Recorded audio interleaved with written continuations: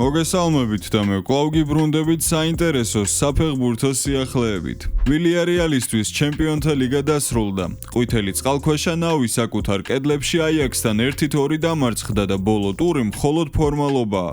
გიორგი მიქაუტაძე სათადარიგოთა სკამზე მოგვევლინა და მატჩში მხოლოდ 72 წუთზე ჩაერთო, თუმცა მისმა გამოსვლამ ვილიარეალს ვერ უშველა. პირველი უგოლო ტაიმის შემდეგ ანგარიში მასპინძლებმა 49 წუთზე გახსნეს. თავი ოლუვასიემ გამოიჩინა. წონასწორობა 71 წუთზე გლუხმა აღადგინა, ხოლო გამარჯვების მომტანი გოლი ედვარდსენმა 90 წუთზე შეაგდო. მიქაუტაძეს ერთ-ერთ ეპიზოდში საგოლე პასის შესრულება შეეძლო. ცენტრიდან ბურთი სწრაფად წამოიღო, ერთი მოწინააღმდეგე მოატყუა, თუმცა მისი პასი ჩაიჭრა. ცნობისთვის ვილიარეალს მორიგი მატჩი ლა ლიგაში მადრიდის რეალის წინააღმდეგელის.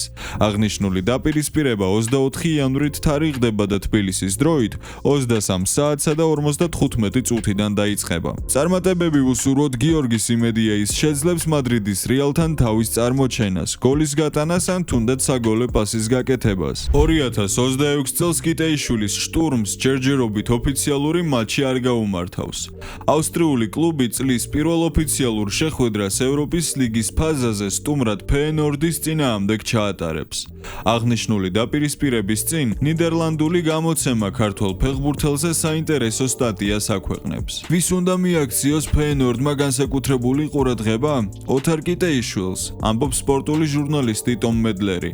ოთარ კიტეიშვილი ამ დროისთვის შტურმ გრაციში რჩება მიუხედავად იმისა, რომ მის მიმართ ინტერესს თითქმის ყოველ ზაფხულს იჩენენ. ბოლო 2 წლის განმავლობაში ის ბუნდესლიგის წლის ფეხბურთელად დასახელდა.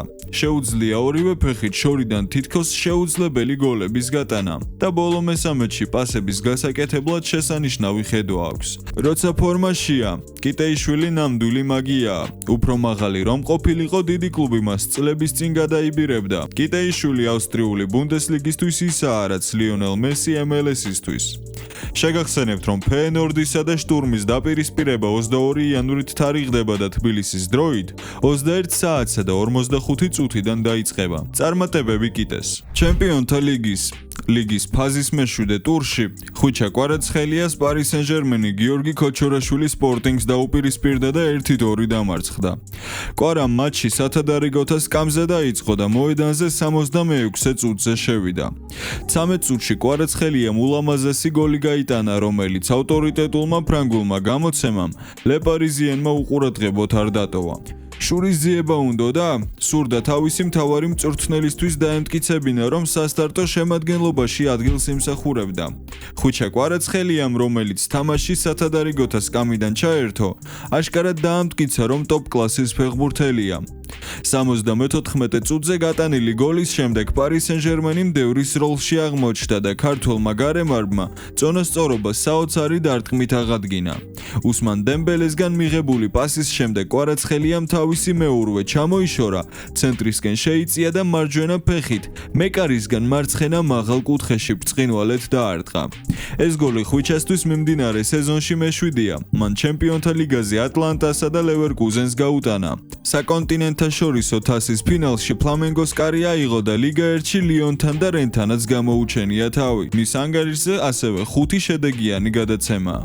წერს ლე პარიზიენ. პარი სენ-ჟერმენის ყოფილმა ფეხბურთელმა ლორან ფურნიემ პარიზულ გამოცემასთან ისაუბრა და სპორტინგსა და პსჟ-ს მატჩში შეაფასა. მან ხვიჩა კვარაცხელიას შესახებაც ისაუბრა, რომელიც თამაში სათადარიგოთა სკამიდან ჩაერთო და როდესაც ლისაბონელები 1-0-ს იგებდნენ, ეფექტური დარტყმით წონასწორობა აღადგინა. ნახოთ რას იძახის ფურნიემ. პსჟ-ს მიერ ნაჩვენები თამაშის ხარისხის გათვალისწინებით ეს წაგება უსამართლოა. სპორტინგმა მხოლოდ 2 მომენტი შექმნა და ორივე გოლად აქცია. მიმაჩნია, რომ პრესინგის დროს მოთამაშეები აქტიურები იყვნენ. მართალია მეტოქის კართან ფორტუნამ ზურგი გვაქცია, მაგრამ დღეს ვიხილეთ ის პარიზული გუნდი, რომლის ნახვაც ყველას გვინდა, განსაკუთრებით ბურთის ართმევისა და პრესინგის კომპონენტებში. სხვაობის დასაფიქსირებლად მხოლოდ საგოლე მომენტების რეალიზაცია და დამაგვირგვინებელ ფაზაში მეტი სიზუსტე დაგვაკლდა. გაგიკვირდათ თუ არა კვარაცხელიას სათადარიგოთა სკამზე მატჩზე ნახვა. სიმართლე გითხრათ არა, არ გამკვირვებია. 4-ვე შემტევი იმსახურებს სასტარტოში ყოფნას და როტაცია ნორმალური მოვლენაა. კვარამ გატანილი გოლით აჩვენა, რომ თამაში მართლაც სურდა. თუმცა სრულიად ლოგიკური იყო სათამაშო დროის მიცემა ბარკოლასთვის, რომელმაც ლილის წინააღმდეგ გაიტანა. ამჯერად მას შეტევაში იღბალი დააკლდა. ლუის ენრიკე მართალია, როცა როტაციას მიმართავს, რადგან ასეთი მაღალი ხარისხის 4 თავდამსხმელი ყავს. მიმდინარე სეზონში ხუჩა კვარაცხელიამ ჩემპიონთა ლიგაზე მე-6 მატჩი ჩაატარა და მესამე გოლი გაიტანა. ეს შესანიშნავი სტატისტიკაა. მოკლედ რომ ვთქვათ, წარმატებები კვარას დარწმუნებული ვარ კიდე ბევრჯერ გაგვახარებს. კიდე უფრო მეტ გოლს გაიტანს და მეტ საგოლე გადაცემას შეასრულებს. დღევანდელი ვიდეო დასასრულს მიუახლოვდა. იმედი მაქვს მოგეწონათ, სასიამოვნოდ გაატარეთ დრო ან თქვენთვის რაღაცა ახალი გაიგეთ. მე ძალიან მალე დაგიბრუნდებით შემდეგი ვიდეოთი. თქვენ კი მოიწონეთ ეს ვიდეო და გამოიწერეთ არხი, რადგან თქვენი აქტიურობა არის ის, რაც გვაძლევს мотивაციას, რომ ვიდეოები ვაკეთოთ. მადლობა ყურადღებისთვის და აბა მომავალ შეხვედრამდე.